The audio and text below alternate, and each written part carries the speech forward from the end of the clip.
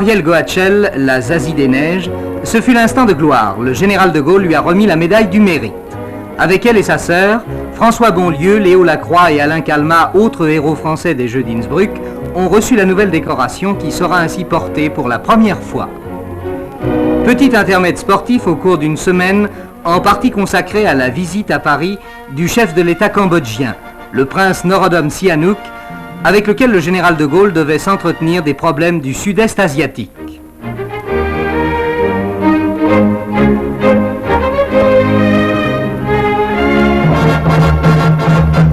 Une semaine aussi que le ministre des Travaux publics, M. Marc Jacquet, a mis à profit pour donner une satisfaction supplémentaire à ceux qui partent en vacances.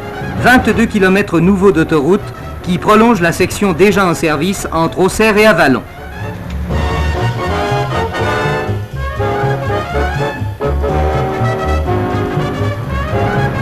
Il en coûtera 1 franc pour rouler le pied au plancher. Cette semaine a vu célébrer le 48e anniversaire du jour le plus critique de la bataille de Verdun.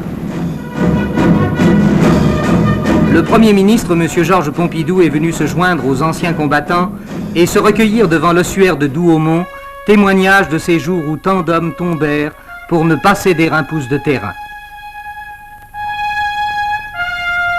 Il faut souligner ici, plus qu'ailleurs, dira le Premier ministre, la nécessité pour les nations européennes de mettre fin à leurs querelles héréditaires.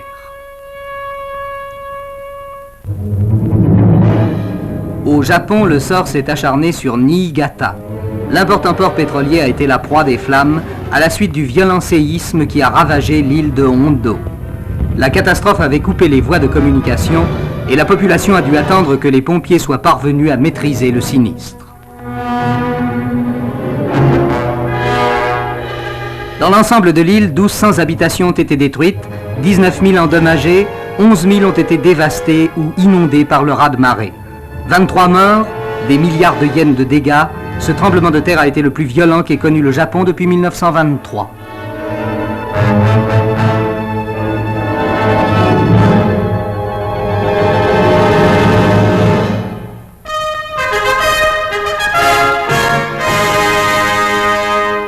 À Stockholm, M. Khrouchtchev poursuit son offensive du sourire au cours de son premier voyage en Occident depuis 4 ans.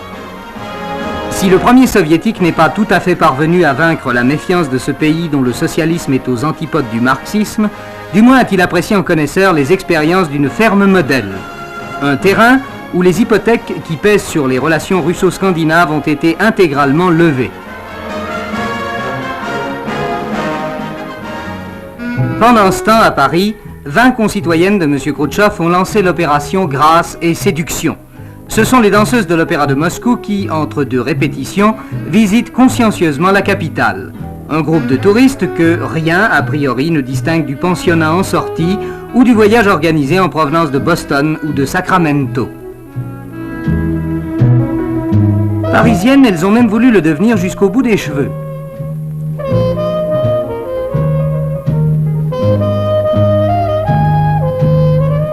Jusqu'ici, rien que de très banal. Mais sur la scène de l'Olympia, tout change. Ces danseuses classiques en rupture de Bolchoï ont jeté tutu et pas de deux par-dessus les décors pour danser dans la meilleure tradition des shows de Las Vegas.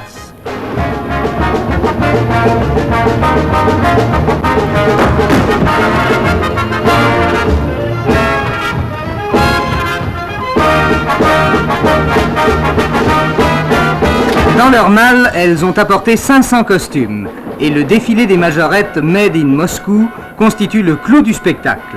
Les mânes de Diaghilev doivent frémir.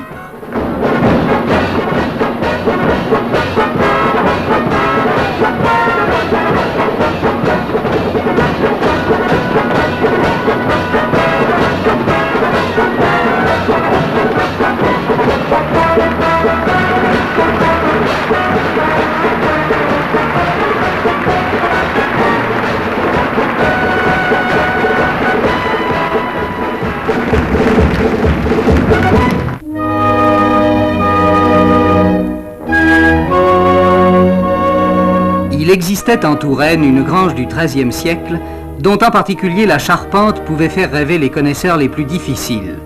Elle n'en assumait pas moins son rôle d'abri pour les charrettes et pour le foin. Or, un promeneur au nom célèbre vint à la découvrir, ce fut le coup de foudre. Et c'est ainsi que la Grange de Mellet est devenue le rendez-vous des mélomanes, parce qu'un jour, celui qu'on tient comme le plus grand pianiste du moment, Sviatoslav Richter, avait rêvé d'interpréter sous ses admirables voûtes, comme il le fait pour les actualités françaises, les valses nobles et sentimentales de Ravel.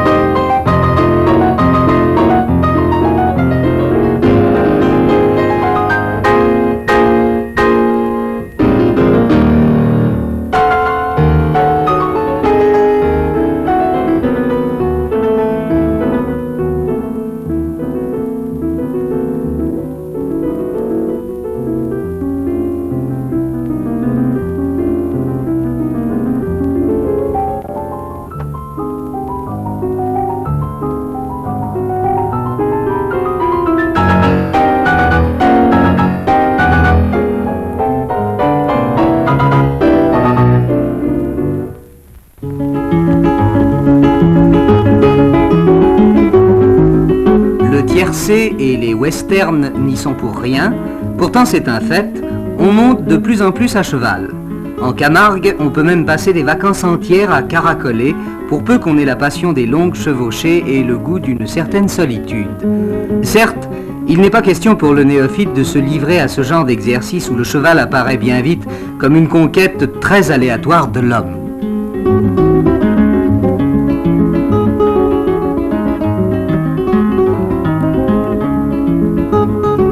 La première leçon d'équitation demande un peu de pondération du côté de la monture et beaucoup d'obstination de la part de l'apprenti.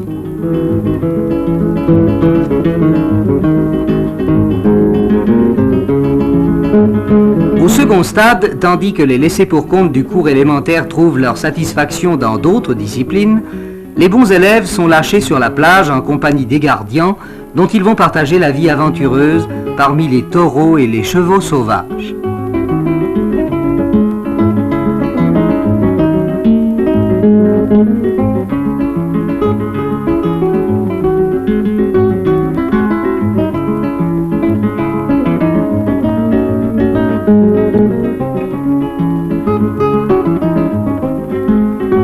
Conduire un troupeau, faire un tri parmi les bêtes, c'est tout l'art du gardien dont les évolutions calculées provoquent la sélection désirée.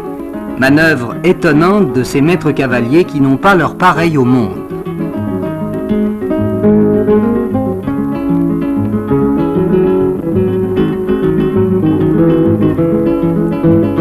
Et à l'heure où le jour décline, quand le grand silence de la nuit commence à tomber sur la pampa camarguaise, alors la vie reprend à l'intérieur avec la fête gitane, au cœur de ce dernier berceau des traditions des gens du long voyage. Vacances en Camargue, des vacances du bout du monde.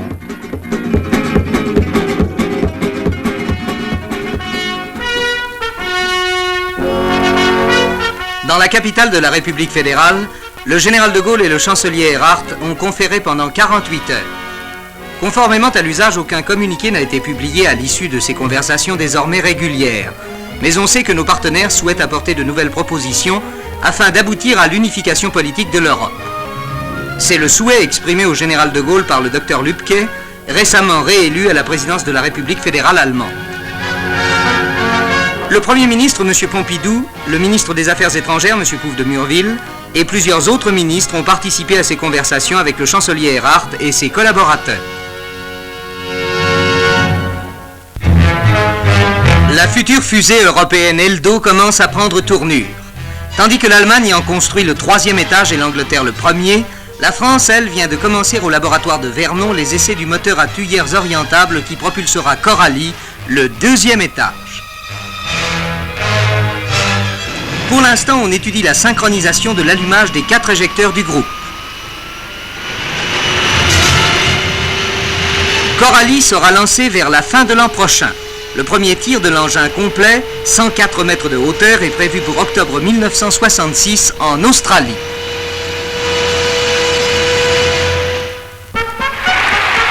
Tout Cracovie en parle encore. M. Robert Kennedy y a créé par sa seule présence le plus bel embouteillage que la ville ait jamais connu. C'était à l'occasion d'un voyage privé qu'effectuait en Pologne avec sa femme et ses enfants le ministre américain de la Justice. À travers les rues de la vieille ville, la foule ne lui a laissé aucune possibilité d'apprécier le confort des sièges de sa voiture. La chaleur de cet accueil prélude-t-elle à une détente internationale?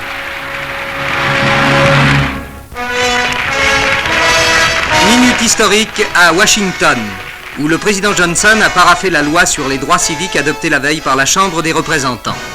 Désormais, sur tout le territoire de l'Union, au drugstore comme au collège, au restaurant comme à la piscine, la discrimination raciale est illégale. L'application de la loi n'ira certainement pas sans difficulté dans les États du Sud. Une épreuve que le monde, comme l'Amérique, va suivre avec passion. Les parents du petit Luc Taron connaissent maintenant l'identité du criminel qui, le 27 mai dernier dans le bois de Verrières, étrangla leur fils âgé de 11 ans. C'est au terme d'une enquête qui n'a pas duré moins de 10 semaines que la première brigade mobile a réussi à démasquer l'odieux maniaque qui, par des messages à la presse et à la radio, avait revendiqué la responsabilité du meurtre en fournissant lui-même de nombreuses preuves. L'étrangleur, le voici, Lucien Léger, 27 ans, sans commentaire.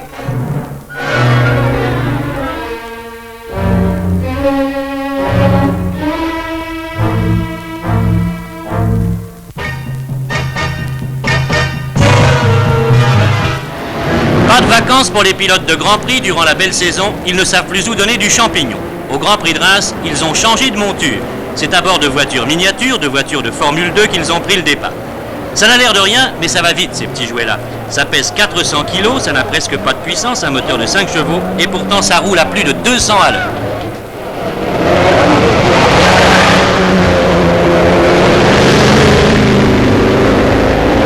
Sur cette ligne droite, on dirait des boules de billard. Après un chassé-croisé d'1 heure et demie à 191 de moyenne, voici les deux vainqueurs dans l'ordre, Alan Ries et Jack Brabham. La performance de ces bolides, c'est peut-être la préfiguration de la voiture de demain pour Monsieur Tout-le-Monde. Souhaitons seulement que Monsieur Tout-le-Monde ne se prenne pas pour un champion.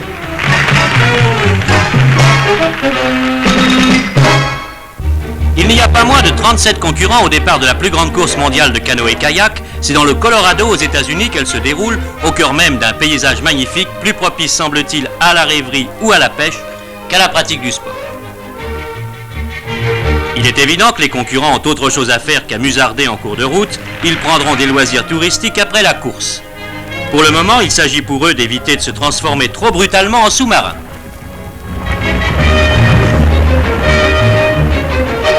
Ici, on n'est pas sur une route, la priorité est au plus fort, on passe comme on peut. On passe comme on peut, mais on n'arrive pas toujours à bon port.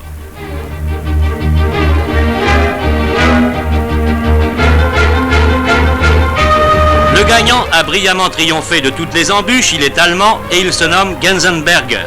Il était favori au départ, aussi pour lui ce n'est pas un exploit que de gagner la plus grande course mondiale de canoë-kayak pour amateurs.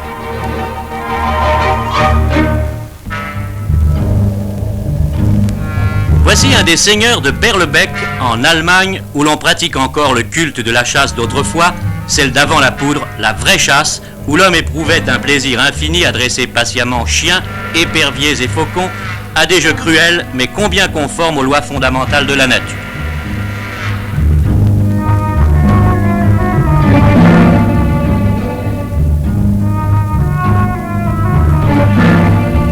On dit que tout cela appartient au passé, que les armes modernes tuent plus vite et plus sûrement. C'est sans doute vrai, mais pourtant, 200 000 personnes se rendent chaque année à Berlebeck, depuis déjà 25 ans, pour assister aux démonstrations organisées à leur intention.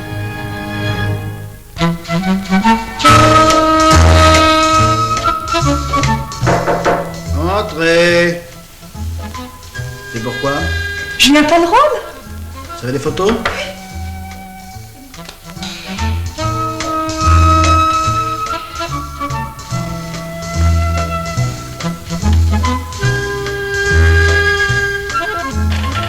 On vous écrira.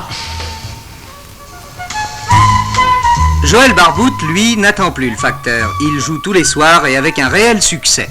Mais pour assurer ses fins de mois, il a trouvé un emploi à la SNCF. Ainsi, il n'est pas à la remorque de sa famille.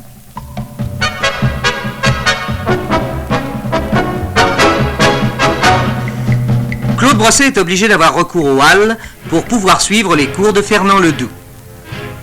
Si elle me trompait, elle me mentait. Allons, voyons, général, n'y pensons plus. Toi, va-t'en! Oui, va-t'en! Attends. Il faut voir ton entrée. Voilà, tu comprends, c'est bien, mais à mon avis, tu te livres trop vite. Tu entres, il faut d'abord que tu crées un climat. Or, tu es un jaloux. Par conséquent, ce que tu dis, tu le rumines déjà avant d'entrer en scène. Alors, à mon avis, il ne faudrait pas livrer immédiatement ton visage. Un jaloux rumine, il est intérieur, il regarde, et petit à petit, tu lèverais ton visage. Et tu prends ton temps. Et alors là, tu commences à parler. Et ensuite, tout ce que tu dis, tu vois la présence de Iago, mais tu lui parles à peine. Tout ce que tu te dis, c'est surtout à toi-même. C'est tout ce qu'il y a dans ton intérieur, tu comprends? Et puis, sois avare du cri. Quand on crie trop tout le temps, ça finit par faire comme un orchestre, il n'y a que des cuivres, alors on n'entend plus rien du tout. Prends les choses beaucoup plus intérieures, retiens tes chevaux. Et autant d'intensité, autant de colère, mais crie moins. Tu comprends? Ça ira très bien. Le jour du concours du conservatoire, les professeurs et des acteurs, parmi lesquels Jean Marchas et Michel Etcheverry, se font un devoir d'encourager les élèves et viennent ressentir avec eux la maladie du comédien, ce trac qu'on essaye d'oublier dans les loges avec la fièvre des derniers préparatifs. Annie Sinigalia est prête. Sur scène, Claude Brosset est déjà Othello. Le jury apprécie Annie Sinigalia, gracieuse Isabelle de l'École des Maris de Molière. Michel Duchossois dans le rôle de Trivelin de La Fosse Suivante, un comédien de grande race.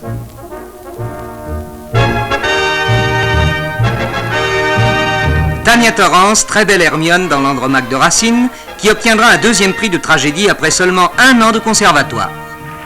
Les jeux sont faits, le jury a délibéré, et le président Roger Ferdinand lit le palmarès. Claire Vernet et Annie Sinigalia, deuxième prix de comédie classique. Premier public, griserie des premiers applaudissements, et le grand triomphateur, Michel Duchossois, tous les prix et un contrat à la Comédie Française, doit commencer ici sa carrière de vedette.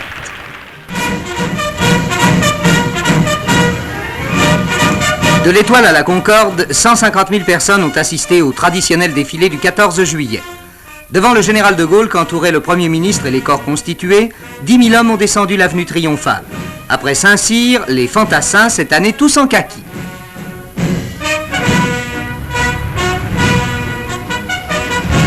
Plus de 600 véhicules et blindés participaient à cette parade qui n'a pas duré moins de 50 minutes. Un matériel de conception et de fabrication française dont l'impeccable présentation a maintes fois suscité les applaudissements de la foule.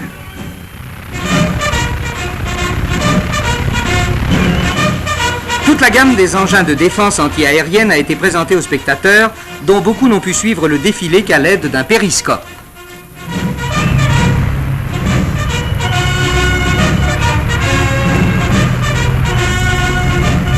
Mais la vedette fut incontestablement pour les véhicules de l'artillerie de marine, porteurs de la fusée Honest-Jones, engin atomique tactique qui peut être muni d'une ogive nucléaire.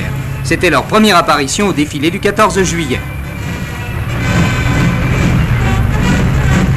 Une parade étincelante sur laquelle les fougas magistères de la patrouille de France avaient bruyamment tendu une immense écharpe tricolore. À Stockholm comme à Paris, le mois de juillet, le mois des vacances, vide les rues de ses habitants. Et c'est dans une capitale revenue au rythme paisible des cités provinciales que M. Georges Pompidou a été reçu par le chef du gouvernement suédois, M. Erlander. Le Premier ministre était accompagné par Mme Pompidou et M. Couve de Murville. Une visite qui prépare celle que le président de la République doit effectuer dans quelques mois. M. Pompidou a pu concilier politique et tourisme. Entre les Suédois, partisans du libre-échange, et les Français tenants du marché commun, les conversations se sont placées, malgré le mauvais temps, sur le terrain de la simplicité souriante. Les ingénieurs chargés de creuser le canal qui traverse le désert de Xilkum se sont heurtés à une difficulté imprévue. Après des kilomètres de sable, ils sont tombés sur une barre rocheuse de près d'1 million de tonnes. Au lieu de l'attaquer de front, ils ont foré quelques centaines de puits qu'ils ont bourrés d'explosifs. « 6 kilomètres de canal en quelques secondes, un travail qu'Hercule lui-même n'aurait pas désavoué.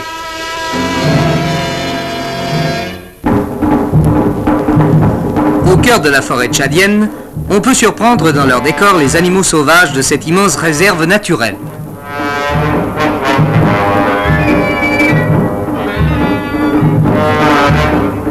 C'est ainsi que les touristes héliportés viennent de très loin traquer au bout de leurs objectifs les plus beaux représentants de la faune locale.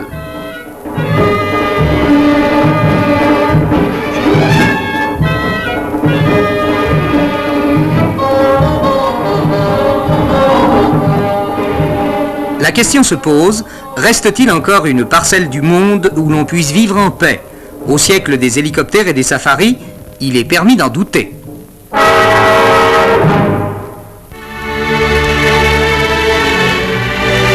Après la catastrophe de l'Aiguille Verte, Chamonix en deuil a enterré ses alpinistes victimes de la montagne maudite.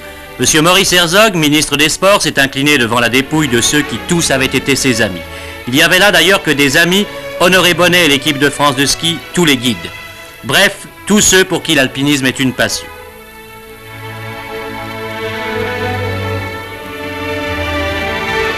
C'est là-haut que s'est déroulé le drame, dans ces montagnes qui se vengent souvent des hommes qui ont tenté de les vaincre. Charles Bozon et ses 13 compagnons n'avaient pourtant pas commis de faute, ils sont morts victimes de la traîtrise de la neige.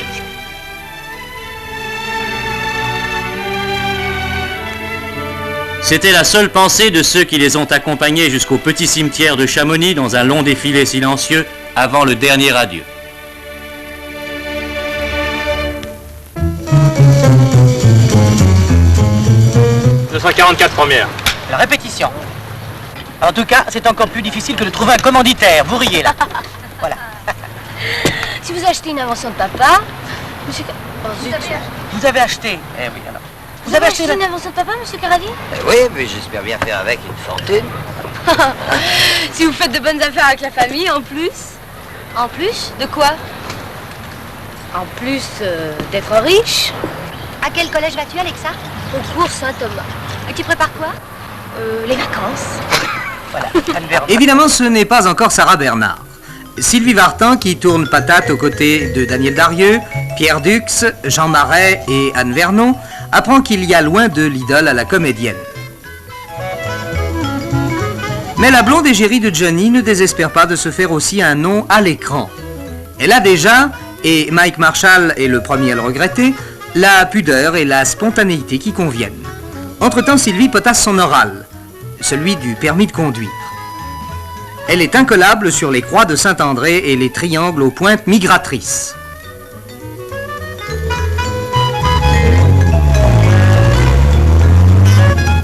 Un magnifique petit monstre. Nous parlons du cabriolet.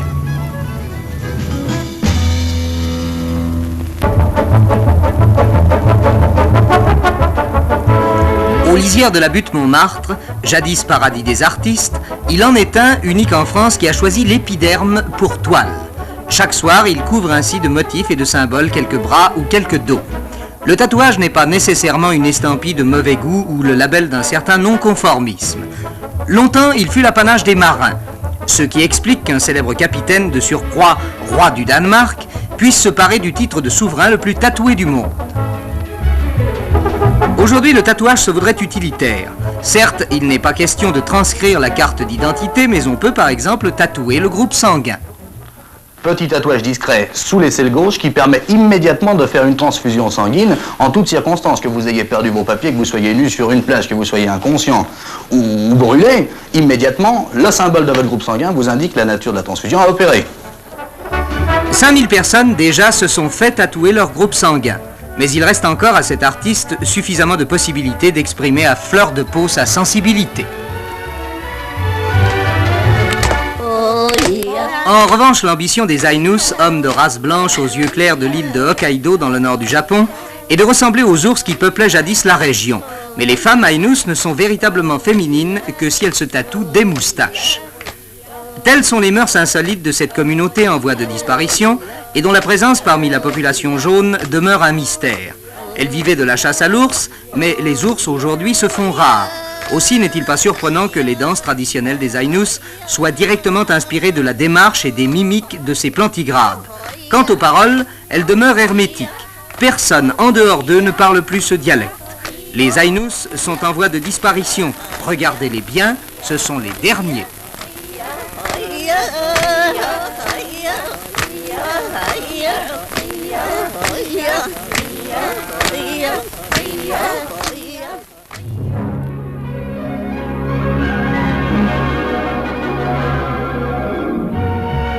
C'est dans la Haute-Isère que se sont déroulés cette année les championnats de France de descente de rivière, un sport passionnant et dangereux dans un paysage de rêve.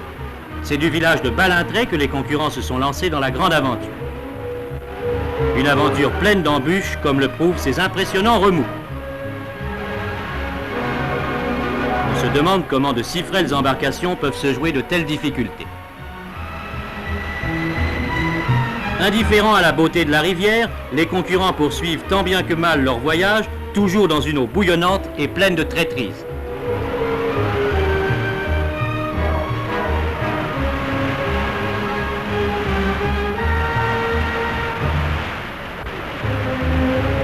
Et le vainqueur de l'épreuve, Claude Lutz, tout heureux de s'en être tiré avec un titre de champion de France, n'envisage plus maintenant que des promenades moins mouvementées.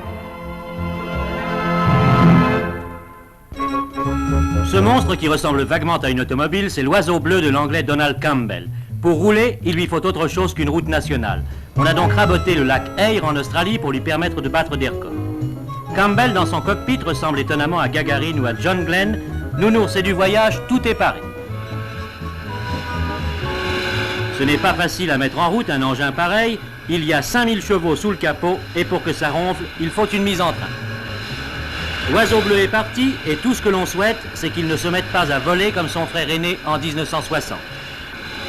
Campbell est un obstiné et cette fois, il triomphe. Regardez cela, 648 à l'heure, c'est le nouveau record du monde pour une automobile.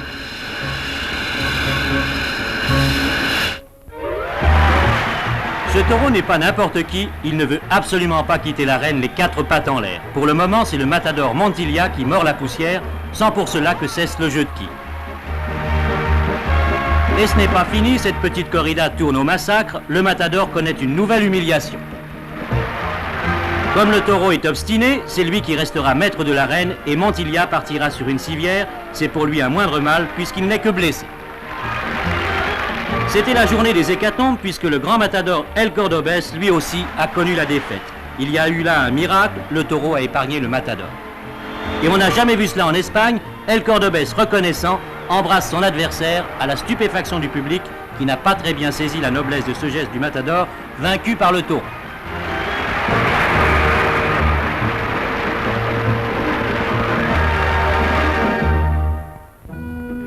Ce n'est pas une parodie, il s'agit bien d'un match de catch, seulement voilà, l'américain Ricky Starr n'est pas seulement un catcheur, il est aussi danseur d'opéra et il n'a pas abandonné ses entrechats pour pratiquer son sport favori.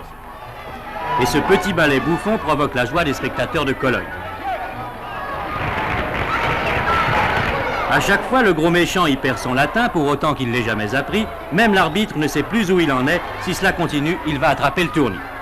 Quoi qu'il en soit, les spectateurs aiment ce catch ballet de Ricky Starr, qui pratique également les danses modernes à l'occasion.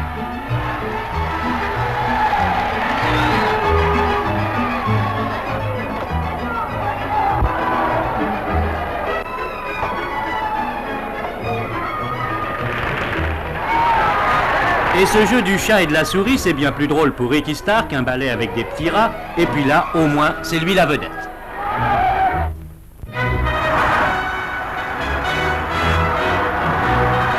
Ambiance de kermesse à San Francisco, où les républicains vont désigner leurs candidats aux élections présidentielles. Des 3 prétendants, M. Rockefeller ne se faisait guère d'illusions. Mais le gouverneur Scranton put un moment espérer devenir le représentant du parti de l'éléphant dans la course à la Maison-Blanche.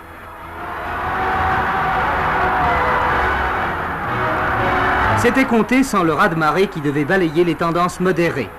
Les chiffres sont là, à une écrasante majorité, c'est Barry Goldwater qui, face au Parti démocrate, sollicitera en novembre les suffrages du peuple américain.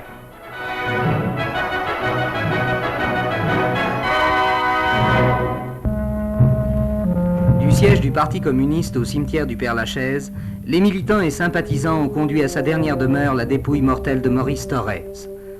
Le deuil était conduit par les amis politiques du défunt. Derrière eux, le long cortège des porteurs de gerbes. Madame Vermersch et les 4 fils de Maurice Thorez ont reçu les condoléances des personnalités présentes, en particulier celle de Michel Souslov, membre du Présidium soviétique, tandis que se prolongeait le long défilé silencieux.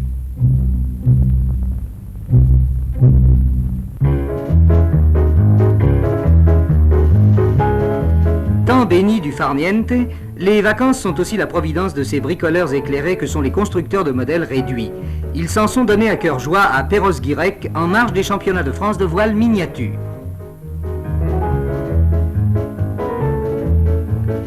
Tous ces passionnés du moteur lilliputien et de la télécommande forment un petit monde où l'on échange ses idées, où l'on confronte ses trouvailles. Beaucoup sont ingénieurs, mais certains sont de simples techniciens. Ils passent leur loisir à percer les arcanes de l'architecture navale et de la science électronique. Résultat, une merveille de fidélité et de précision. Quant aux régates nationales miniatures, elles ont donné lieu à d'âpres luttes au bord à bord. Il fallait parcourir 100 mètres sous la seule poussée du vent, mais le parcours n'était précisé qu'une demi-heure avant le départ, d'où un réglage de voile et des essais à effectuer dans le minimum de temps.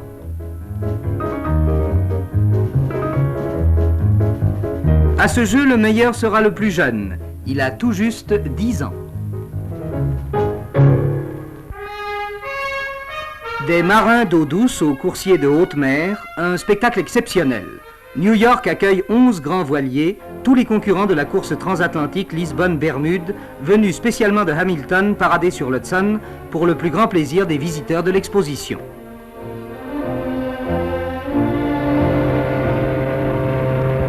La marine motorisée leur a fait un triomphe. Ce n'est pas tous les jours qu'on peut voir un 3-mâts sur fond de Manhattan.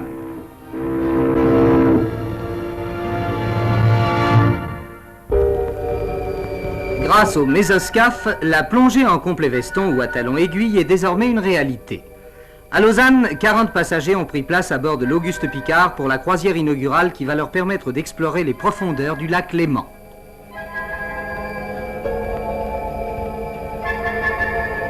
À chacun son hublot. Une légère appréhension vite dissipée par la stabilité du bâtiment qui s'enfonce doucement sous un angle de 8 degrés. Bien qu'il soit déjà descendu à moins 300 mètres, l'Auguste Piccard se contentera de croiser à moins 60 mètres maximum. Il affiche complet pour tous ses voyages. Une attraction véritablement inédite de l'exposition de Lausanne. 2800 km en 8 étapes, ce sont les vacances itinérantes des concurrents du Tour aérien de la France, une épreuve réservée aux pilotes de moins de 21 ans. De Dinard, ils vont rallier Toussul-Noble, terme du périple. Cette année, 8 jeunes filles participaient à la compétition qui en était à sa 12e édition. Aux escales, les concurrents étaient lâchés seuls pour les épreuves de navigation et de pilotage.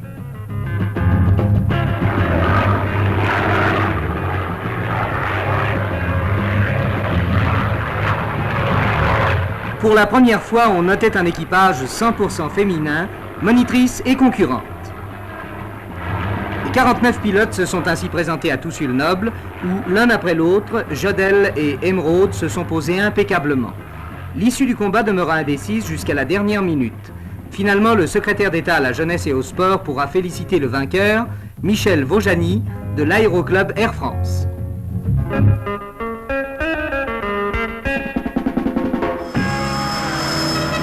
En foulant à Orly le sol français, le chef du gouvernement roumain, M. Morer, a renoué des liens brisés depuis un quart de siècle. Pendant une semaine, le premier roumain va négocier un développement des échanges commerciaux et culturels entre les deux pays. Un tournant capital dans la politique roumaine. Grande comme les 2/5 de la France, la Roumanie nous est généralement familière par deux aspects. Le pétrole, surtout dans la région de Ploiești, la Roumanie est le second producteur d'Europe. Et l'agriculture, les terres arables représentant quelques 10 millions d'hectares avec une place modeste, 300 000 hectares, mais privilégiée pour la viticulture. La réputation des crus de Moldavie, de Valachie, de la Dobroudja et du Bana a de longtemps passé les frontières du pays, et la fin des vendanges donne lieu chaque année à des festivités particulièrement colorées.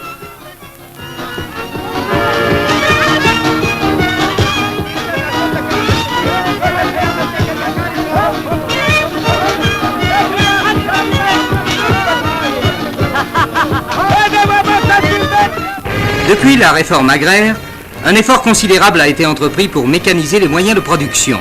Cette évolution a porté ses fruits puisque l'agriculture roumaine dispose maintenant d'un tracteur pour 150 hectares. L'industrialisation du pays est d'ailleurs le trait dominant de l'après-guerre. Autrefois, la Roumanie importait 95% de son outillage et de ses machines. Aujourd'hui, les industries locales couvrent 70% des besoins dans ce domaine.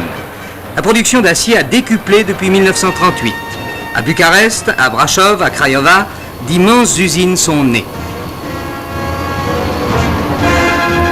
La production d'énergie électrique, elle aussi, a été multipliée par 10 depuis la guerre. On construit actuellement sur le Danube ce qui sera la plus grande centrale hydroélectrique du pays. Elle produira 10 millions de kWh par an. L'électrification générale des campagnes se poursuit activement. Il y avait beaucoup à faire, mais l'importance des moyens a permis de rattraper une partie du temps perdu. Énergie, ressources agricoles, ressources minérales, les conditions étaient réunies pour que naisse une industrie textile et toute la gamme des industries de biens de consommation courante.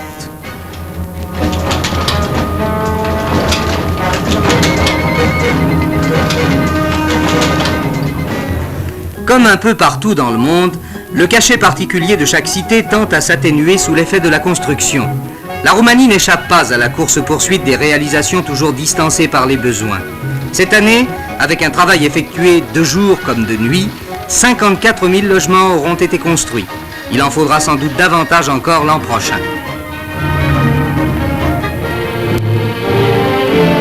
Dans ce pays de culture latine, le français est familier à la moitié de la population.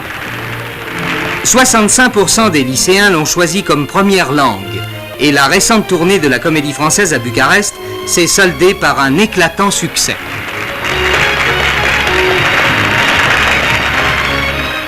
Mais c'est surtout sur le tourisme que la Roumanie compte pour créer avec l'Occident cet indispensable courant qui lui a tant manqué ces dernières années. Sur les 250 km du littoral de la mer Noire, des stations balnéaires se sont édifiées ou développée. Mamaia est la plus célèbre. C'est une cité composée uniquement d'hôtels de classe dont la clientèle, déjà, est internationale.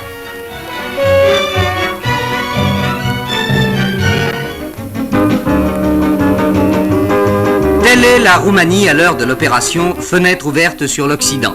Ses affinités avec la France sont incontestables. Depuis sa culture essentiellement latine, jusqu'à une certaine conception de la souveraineté nationale qui a déterminé le gouvernement de Bucarest à prendre certaines distances avec le monde communiste.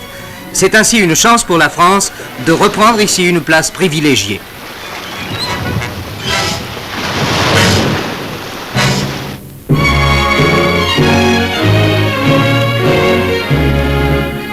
Devant 900 journalistes français et étrangers, le général de Gaulle a passé en revue les grands problèmes de l'heure. En particulier, il a préconisé pour l'économie française une répartition planifiée des revenus. Je crois que notre République, une fois sa continuité confirmée par l'élection présidentielle, devra proposer au pays cette grande réforme de structure économique et sociale. La force française de dissuasion qui dépassera dans 6 ans la puissance de 2000 bombes type Hiroshima, la situation dans le sud-est asiatique et les rapports franco-allemands ont tour à tour été évoqués. Quant à l'Europe, le chef de l'État s'est déclaré convaincu qu'elle se fera en dépit de quelques réticences. Mais, dans le monde, la force des choses fait son œuvre en proposant et en voulant que l'Europe ait une politique à elle qui soit européenne et indépendante et s'organise en conséquence. La France est convaincue de servir dans l'univers l'équilibre, le progrès et la paix. À raison de 7 millions de visiteurs par an, les chutes du Niagara devaient un jour ou l'autre arriver à saturation.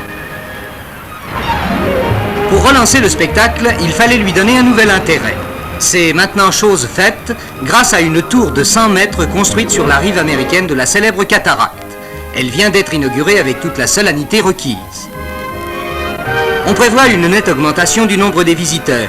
Après, il faudra trouver autre chose. À quand le télécabine d'un bord à l'autre?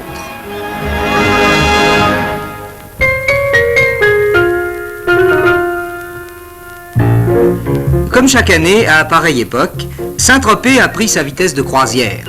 Et tandis que se préparent les vernissages de l'automne, la cohorte disciplinée des Tropéziens conscients et organisés se presse 2 fois par jour vers les hauts lieux de pèlerinage traditionnels. C'est sur la plage que sévissent les non-conformistes, celles du moins qui osent braver les foudres de l'article 330. Entre 2 patrouilles, les monokinistes font une apparition discrète, mais vite remarquée. Dans leur sillage, ces gracieuses naïades drainent une faune masquée dont la nage est adaptée à l'étude du comportement des reliefs immergés en milieu homogène.